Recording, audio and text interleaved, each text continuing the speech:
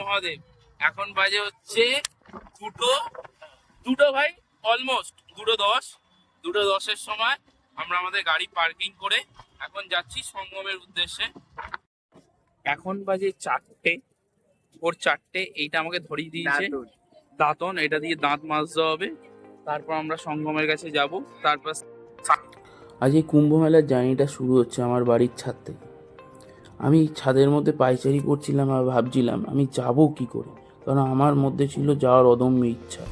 আমি কবে থেকে ভাবছিলাম আমি যাব কি করে, এইদিকে হাতে সময়ও কম, এইদিকে অবস্থা এমনই শোচনীয়। তোমরা জানো বাস এবং ট্রেন দুদিক দিয়েই ফুল, দুদিকেই ট্রেনে মানে কোনো টিকিটের কোনো ব্যবস্থা নেই।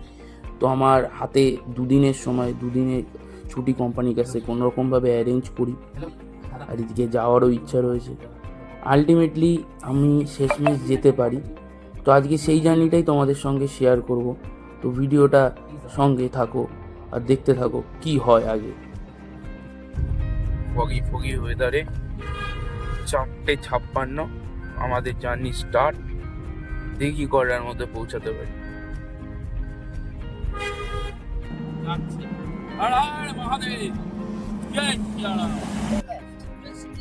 তো আমরা শেষমেশ যাব না করে, মানে দোনো করে শেষ পর্যন্ত আজকে যাওয়া হচ্ছে। জয় শ্রীরাম। তো পিছনে কাকু কাকিমা আর বৌদি বসে রয়েছে, আর ভাই এই যে। তো এখন 6:38 বাজে, আমরা দুর্গাপুর রোডে ঢুকে গেছি, খুব আনন্দে আছি। দেখি কতক্ষণে পৌঁছাই, প্রায় 1 ঘন্টা মতন হয়েছে।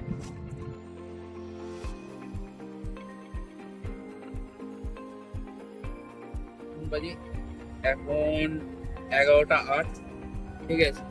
প্রায় 300 কিলোমিটার, তাই না? 300 কিলোমিটার ভাই গাড়ি একদম কন্টিনিউ চালিয়েছে। 300 কিলোমিটার এসে এখনো প্রায় 500-550 কিলোমিটার বাকি। এবার এখন সকাল 11টা, দেখি কতক্ষণের মধ্যে পৌঁছাবো। তো এখন বাজে 2:23, ঠিক আছে। এখন 2:23 বাজে। তো আমরা এখনো 320 কিলোমিটার অলমোস্ট দূরে রয়েছি। 320 কিলোমিটারের এখান থেকেই জ্যাম, এখনো জ্যাম। দেখো আমি দেখাচ্ছি,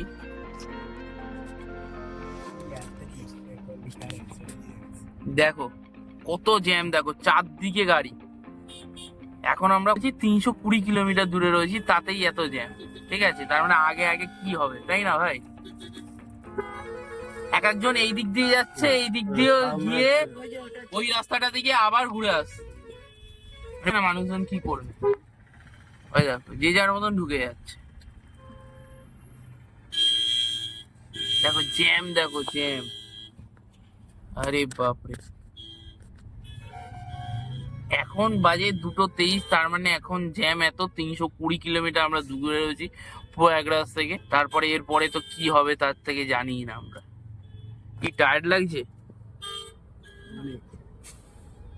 অনেক টায়ার্ড লাগছে। হ্যাঁ, হিসাব তো তাই বলছে। তো হর হর মহাদেব। তো আমরা আপাতত 600 কিলোমিটার টোপ পেয়েছি। গাড়ি ওইখানে দাঁড় করানো রয়েছে। এখন একটুখানি ব্রেক নিয়েছি। আর এখন কিন্তু প্রচন্ড ভিড় হচ্ছে রাস্তায়, মাঝখানে জ্যাম হচ্ছে। আর রাস্তাঘাটে তো অনেক কিছু হচ্ছে। ভাই তো গাড়ি চালিয়ে ক্লান্ত হয়ে গেছে। কি বলবো, কখন পচাবো লাগছে। কিন্তু আমি একটা জিনিসই বলবো, আমাদের একটা জিনিস মানে আমার তো বিশেষ করে যাওয়া না যাওয়া, আমি প্রথমে হুজুগ নিয়েছিলাম যে যাবো।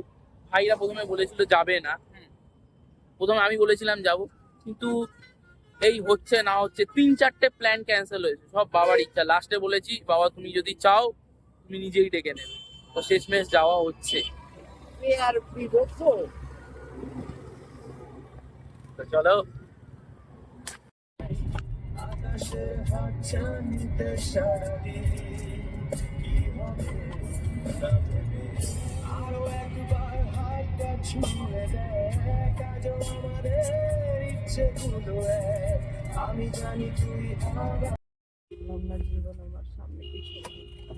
তো আমরা এখন জ্যামে দেখো কতক্ষণ ফেসে গেছি, আধা ঘন্টার উপরে জ্যামে ফেসে গেছি, আধা ঘন্টার উপরে।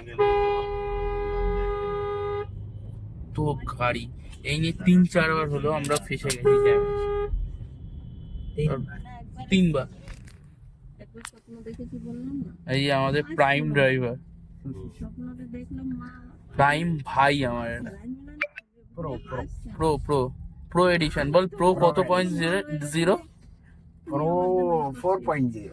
প্রো 4.0। এই যে জিরো স্পিডে চালাই, আমরা 0 স্পিডে চালাচ্ছি। জানি না এটা কতক্ষণে বেরোবো আমরা। মহাদেব এখন বাজে হচ্ছে দুটো ভাই, অলমোস্ট 2:10।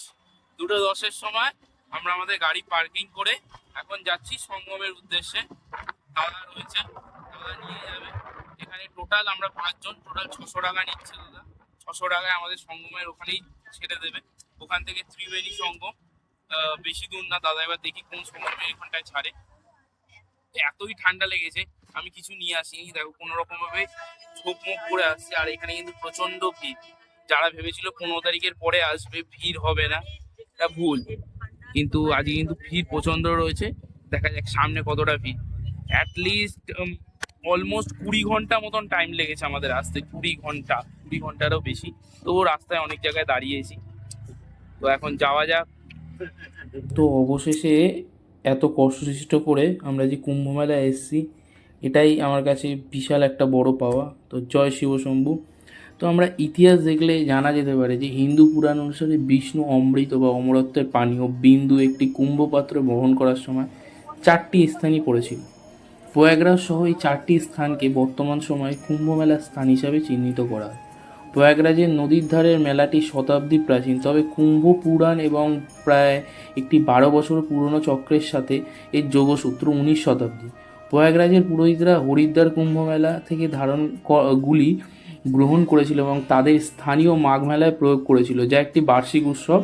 মাঘ মেলা সম্ভবত তোমাদের খ্রিস্টীয় শতাব্দীর প্রথম দিকে এবং বিভিন্ন পুরাণে এর উল্লেখ পাবে তোমরা। তো আমরা আস্তে ধীরে এগিয়ে চলছিলাম।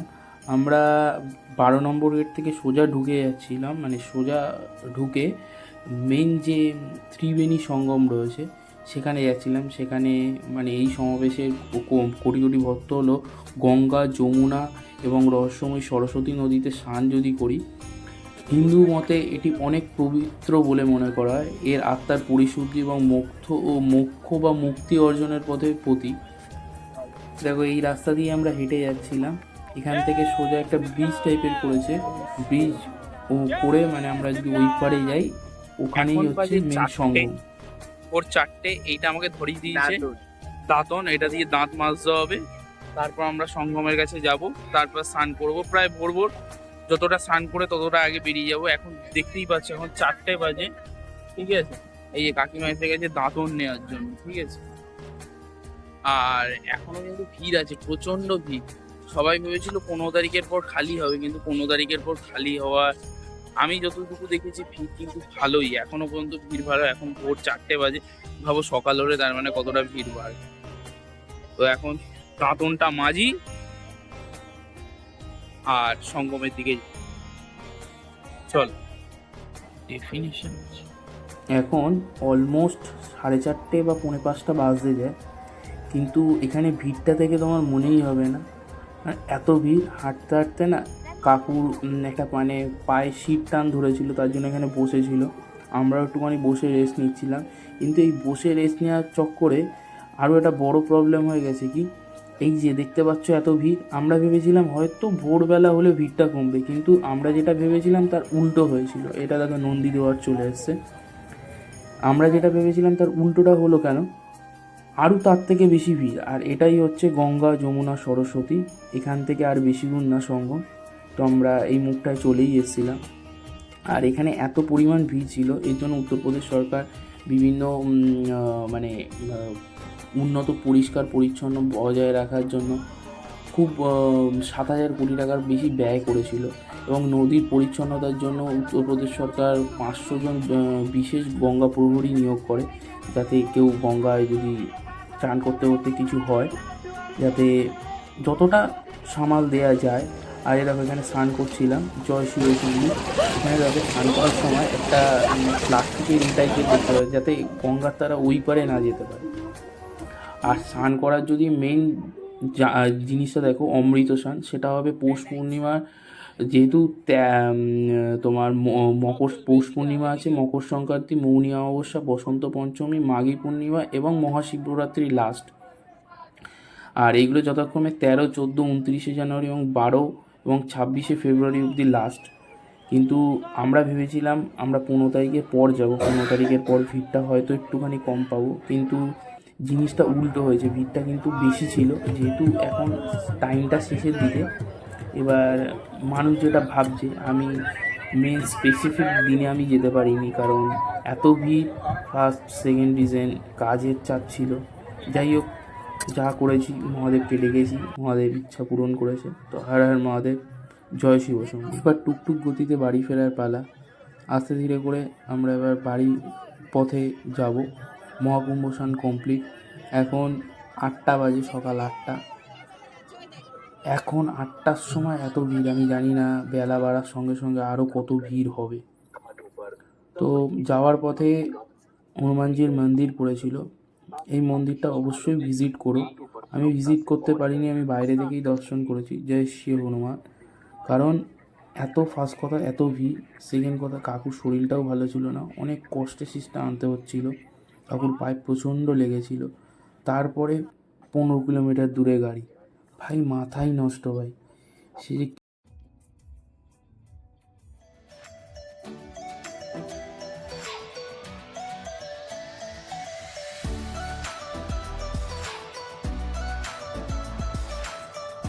হর হর মহাদেব, জয় শ্রীরাম। আমরা পৌঁছে গেছিলাম কালকে। আমি কিছু কিছু জায়গায় শর্ট নিতে পারিনি। রিজন যদি বলো কেন, কারণ কালকে যে মেন সঙ্গম আছে, ত্রিবেণী সঙ্গম, মানে এত পরিমাণে ভিড় ছিল, মানে একটা ঘাটে এত পরিমাণে ভিড় ছিল। আমরা প্রথমে ঢুকেছিলাম, ঢুকে কাকিমা মানে আমাদের ফ্যামিলি মেম্বার যারা ছিল তাদেরকে নিয়ে ঢুকেছিলাম। বিশ্বাস করবে না, ওইখানে আমি তো ভিডিও করবো কি, এত প্রচণ্ড ভিড় আর এত ঠেলাঠেলি। কালকে ওখানে কিছু করতাম তো কিছু হয়ে যেত, তারপরে কাকু পায়ে লেগেছিল। তো কালকের দিনটা না মানে কীরকম যে গেছিলো। আর আমাদের সব থেকে একটা বড়ো প্রবলেম ছিল, আমরা গাড়ি রেখেছিলাম একটা জায়গায়, নামটাও জানি না ঠিকঠাকভাবে। আমরা গাড়ি খুঁজতে যে কতক্ষণ প্রবলেম হয়েছে, আমরা 7:30 নাগাদ স্নান করে উঠেছি, আর গাড়ি ফিরেছি মানে গাড়ি পেয়েছি আমরা প্রায় 12টা 12:30 নাগাদ। তো এতটা লম্বা যে মানে টাইমটা লেগেছে আমাদের, কীরকমভাবে গেছে শুধু গাড়ি খোঁজাতেই আমরা মানে। আর কালকে মানে যেটা বলেছিল যে 15 তারিখের পরে কম ভিড় হবে, আমার মনে হয়নি কম ভিড়। কারণ 15 তারিখে বলে কালকে যে লোক সংখ্যা ছিল বিশাল বিশাল, মানে বিশাল। তার থেকে দেখছি গিজ করছে। আমি হয়তো এর আগে আসিনি, বলতে পারবো না, কিন্তু যাদের সঙ্গে আমাদের একটা ছেলের সঙ্গে পরিচয় হয়েছিল তারাই আমাদেরকে বাইকে করে দিয়েছে। কিন্তু ছেলে দুটো অমায়িক ছিল, বা থ্যাংক ইউ তাদেরকে। আর ওদেরকেই জিজ্ঞেস করলাম, বললো এত ভিড় হয়, কিন্তু 15 তারিখের পরে যেহেতু বলেছে ভিড় কম হবে, ওরা সবাই ভেবেছে ভিড় কম হবে তার জন্য। আর রাস্তাঘাটে জ্যামেও আমরা পড়েছিলাম, জ্যামে 1-1.5 ঘন্টার মতন আমরা জ্যামেই আটকেছিলাম, কতক্ষণ যে জ্যামে আটকেছিলাম। যাই হোক, শেষমেশ স্নান হলো, স্নান যাত্রা আমাদের শুভ, মহাকুম্ভ মেলা সাকসেস হয়েছে মানে আমাদের। আর বাবা যেটা মানে আমার যেটা ইচ্ছা হয়েছে বাবা সেটা ঘটিয়ে দিয়েছে। Thank you. বাবার ইচ্ছাতেই আমরা প্রয়াগরাজ ঘুরে এসেছি। আমি কখনো যেটা ইচ্ছা করেছি, মন থেকে চেয়েছি, বাবাকে বলেছি, বাবা ঠিক করে দিয়েছে। পারলে ঘুরে এসো প্রয়াগরাজ। আর অনেক এখন টাইমটা খুব কম, 25 তারিখে মনে হয় লাস্ট। এখন কিন্তু প্রচণ্ড ভিড় হচ্ছে, একটুখানি যতটা পারবে একটু সাবধানে যাওয়ারই চেষ্টা করবে। আমাদের একটুখানি প্রবলেম হয়েছে বলেছি, ভিড় প্রচণ্ড, গাড়ি ঘোড়া জন্য এত অসুবিধা, এটাই মেন। আর ইভেন আমি সবাইকে দেখিয়ে দেবো সবার তাহলে কাকু প্রয়াগরাজে যে ঘুরে এলে মহাকুম্ভে, কেমন লাগলো বলো, এক্সপিরিয়েন্সটা শেয়ার করো। খুবই ভালো, খালি পায়ে ব্যথা হবে আর বাকি সব ঠিক আছে। হ্যাঁ, কাকুর কিন্তু পায়ে খুব লেগেছিল, লাস্টে ডাক্তার দেখানো হয়েছে অনেক কষ্টে। আমরা হেঁটে মানে এসছি, মানে হাঁটার অবস্থা ছিল না, মানে একটা টাইমে বসেই পড়েছিল, তারপরে এসছি ব্যাস। আর বাদ বাকি এক্সপিরিয়েন্স গুড। আচ্ছা, এবার তোমাদেরকে শোনাবো বৌদির এক্সপিরিয়েন্স। বৌদি এখন পিছনে রয়েছে, আমি ওটা খাবো না। প্রয়াগরাজে ঘুরে কেমন লাগলো বলো? হ্যাঁ, খুব ভালো লেগেছে। হ্যাঁ, কেমন লাগলো তাহলে বলো একটুখানি সবাইকে। ভিড়টা বলো, কোথায় ঢুকেছিলাম আমরা? প্রচন্ড আমরা সম্ভবে ঢুকেছিলাম চান করতে, হ্যাঁ, বেঁচে চলে আসলাম তারা। আমি যেটা তোমাদের সঙ্গে আবারও শেয়ার করেছিলাম এক্সপিরিয়েন্সটা, এবার কথা বলাবো কাকিমার সঙ্গে। কাকিমা, কেমন লেগেছে বল? ফ্যান্টাস্টিক। Fantastic. জীবনে আর পাবো না, এই লাস্ট যা, আর আমাদের ভাগ্যে কোনোদিন হবে না। হ্যাঁ, এবার যারা ভেবেছিল 15 তারিখের পর ভিড় হবে না, তাদের জন্য বলে রাখি 15 তারিখের পর কিন্তু ভেবেছিলাম ভিড়। যে এই দিন ভিড় হবেই না, আজ বরঞ্চ আরো ভিড় হয়ে গেল। ভিড়েতে যে কি কষ্ট, যেই জায়গায় স্নান করবো সেই জায়গায় না করে অন্য জায়গায় করতে হয়। তাও হয়েছে তো। Overall experience good. তাহলে তো এবার আমাদের লাস্ট মেম্বার ভাইয়ের কাছে শুনবো কেমন লাগলো আজকের এই প্রয়াগরাজের জার্নিটা। এত ভিড় ছিল, ওর মধ্যে থেকেও আমরা স্নান করতে পারলাম, এটাই অনেক। আর একটা জিনিস বলে রেখি, ভাইয়ের মানে ক্রেডিটটা বেশি, কারণ কি ভাই আমাদের এই টোটাল 800 কিলোমিটারের জার্নি, মানে যদি বলো এখান থেকে প্রয়াগরাজ কলকাতা থেকে, মানে আমাদের বাড়ি থেকে 800 থেকে 800 মানে 1600 কিলোমিটারের মধ্যে ভাই কিন্তু মিনিমাম, আমি ওকে বলে রাখছি, তো 1200 থেকে 1300 কিলোমিটার গাড়ি ভাই একা চালিয়েছে। শুধু আজকে আসার সময় একটা প্রবলেম হয়েছে আমাদের, যেহেতু আগের দিন রাতে ঘুম হয়নি, তার জন্য একটুখানি ঘুমিয়েছিলাম আমরা, মানে ওই 2-3 ঘন্টার গ্যাপটা হয়েছিল, তাহলে এতক্ষণে পৌঁছে যেতাম। এখন বাজে কটা দেখিয়ে দে।